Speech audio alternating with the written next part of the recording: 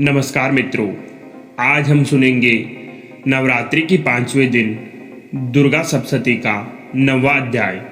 सज्जनों, दुर्गा सप्तशती कलयुग में समस्त कार्य सिद्ध करने के लिए सबसे उत्तम साधन बताया गया है। तो आपको यह दुर्गा सप्तशती एक बार जरूर सुननी चाहिए और अगर इसको नवरात्रि में सुना जाए तो इसका फल कई गुना बढ़ जाता है। मित्रों, आपने अपने इस निजानंद स्टोरी चैनल को सब्सक्राइब नहीं किया है तो कर लो, क्योंकि आपको इस चैनल पर इसी प्रकार की धार्मिक आध्यात्मिक कथाएं, कहानियां और प्रसंग रोज सुनने को मिलेंगे। तो चैनल को सब्सक्राइब जरूर कर लें। हाँ तो मित्रों, ध्यानपूर्वक सुनिए दुर्गा सप्तशती का 9वां अध्याय। ध्यान। मैं अर्धनारीश्वर के श्री विग्रह की निरंतर शरण लेता हूँ। उसका वर्ण बंदूक पुष्प और सुवर्ण के समान रक्त पित्त मिश्रित है। वह अपनी भुजाओं में सुंदर अक्षमाला, पास, अंकुश और वरद मुद्रा धारण करता है। अर्धचंद्र उसका आभूषण है तथा वह 3 नेत्रों से सुशोभित है। राजा ने कहा, भगवान, आपने रक्त बीज के वध से संबंध रखने वाली देवी चरित्र का यह अद्भुत माहात्म्य मुझे बतलाया। अब रक्त बीज के मारे जाने पर अत्यंत क्रोध में भरे हुए शुंभ और निशुंभ ने जो कर्म किया उसे मैं सुनना चाहता हूँ। ऋषि कहते हैं, राजन, युद्ध में रक्त बीज तथा अन्य दैत्यों के मारे जाने पर शुंभ और निशुंभ के क्रोध की सीमा न रही। अपनी विशाल सेना इस प्रकार मारी जाती देख निशुंभ अमरस में भरकर देवी की ओर दौड़ा। उसके साथ असुरों की प्रधान सेना थी। उसके आगे पीछे तथा पार्श्व भाग में बड़े बड़े असुर थे, जो क्रोध से ओट चबाते हुए देवी को मार डालने के लिए आए। महापराक्रमी शंभु भी अपनी सेना के साथ मात्र गणों के युद्ध करके क्रोधवश चंडिका को मारने के लिए आ पहुंचा। तब देवी के साथ शंभु और निशुंभ का घोर संग्राम छिड़ गया। वे दोनों दैत्य मेघों की भांति बाणों की भयंकर वृष्टि कर रहे थे। उन दोनों के चलाए हुए बाणों को चंडिका ने अपने बाणों के समूह से तुरंत काट डाला और सहस्त्र समूहों की वर्षा करके उन दोनों दैत्यों के अंगों में भी चोट पहुंचाई। निशुंभ ने तीखी तलवार और चमकती हुई ढाल लेकर देवी के श्रेष्ठ वाहन सिंह के मस्तक पर प्रहार किया। अपने वाहन को चोट पहुंचाने पर देवी ने क्षुरप्र नामक बाण से निशुंभ की श्रेष्ठ तलवार तुरंत ही काट डाली। उसकी ढाल को भी, जिसमें 8 चांद जड़े थे, खंड खंड कर दिया। ढाल और तलवार के कट जाने पर उस असुर ने शक्ति चलाई, किंतु सामने आने पर देवी ने चक्कर से उसके भी 2 टुकड़े कर दिए। अब तो निशुंभ क्रोध से जल उठा और उस दानव ने देवी को मारने के लिए शूल उठाया, किंतु देवी ने समीप आने पर उसे भी मुक्के से मारकर चूर्ण कर दिया।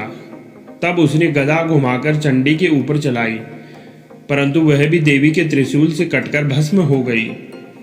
तदंतर दैत्यराज निशुंभ को फरसा हाथ में लेकर आते देख देवी ने बाण समूह से घायल कर धरती पर सुला दिया। उस भयंकर पराक्रमी भाई निशुंभ के धराशायी हो जाने पर शुंभ को बड़ा क्रोध हुआ और अंबिका का वध करने के लिए वह आगे बढ़ा। रथ पर बैठे बैठे ही उत्तम आयुधों से सुशोभित अपनी बड़ी बड़ी 8 अनुपम भुजाओं से समूचे आकाश को ढककर वह अद्भुत शोभा पाने लगा।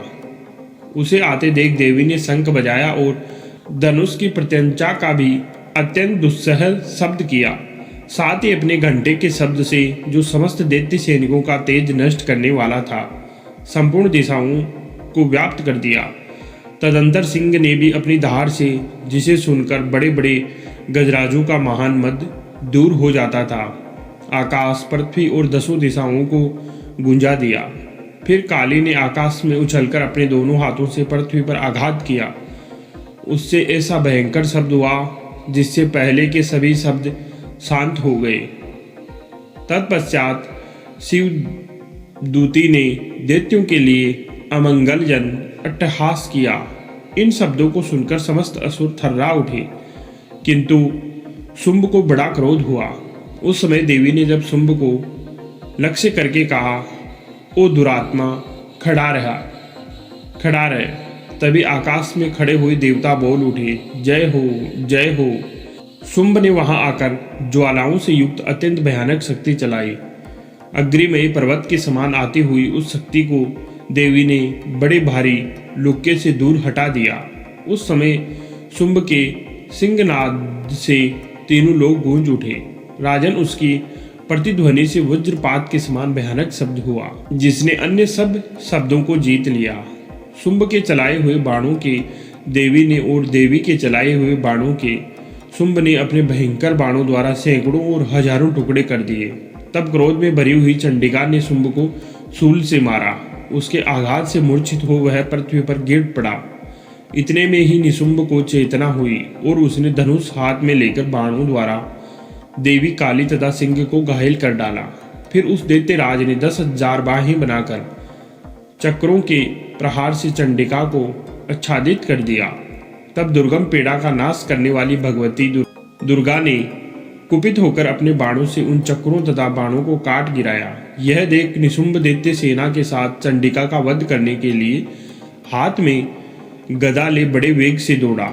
उसके आते ही चंडी ने तीखी धारा वाली तलवार से उसकी गदा को शीघ्र ही काट डाला। तब उसने शूल हाथ में ले लिया।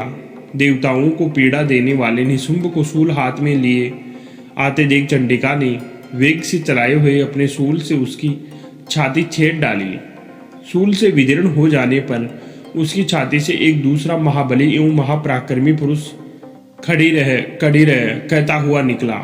उस निकलते हुए पुरुष की बात सुनकर देवी ठट्ठाकर हंस पड़ी और खड़ग से उन्होंने उसका मस्तक काट डाला। फिर तो वह पृथ्वी पर गिर पड़ा। तदंतर सिंह अपनी दाढ़ से असुरों की गर्दन कुचलकर खाने लगा। ये बड़ा भयंकर दृश्य था। उधर काली तथा शिवदूती ने भी अनन्य दैत्यों का भक्षण आरंभ किया। कोमारिका की शक्ति से विदीर्ण होकर कितने ही महादैत्य नष्ट हो गए। ब्रह्माणी के मंत्र पुत्र जल से निस्तेज होकर कितने ही भाग खड़े हुए। कितने ही दैत्य माहेश्वरी के त्रिशूल से छिन्न भिन्न हो धराशायी हो गए। वाराही के तूतों के आघात से कितनों का पृथ्वी पर कचुम्बर निकल गया। वैष्णवी ने भी अपने चक्कर से दानवों के टुकड़े टुकड़े कर डाले। इंद्र के हाथ से छूटे हुए वज्र से भी कितने ही प्राणों से हाथ धो बैठे। कुछ असुर नष्ट हो गए, कुछ उस महायुद्ध से भाग गए तथा कितने ही काली शिवदूती तथा सिंह के ग्रास बन गए। इस प्रकार श्री मार्कंडेय पुराण में सावर्णिक मनवंतर की कथा के अंतर्गत देवी मातम्य में निशुंभ वध नामक 9वां अध्याय पूरा हुआ।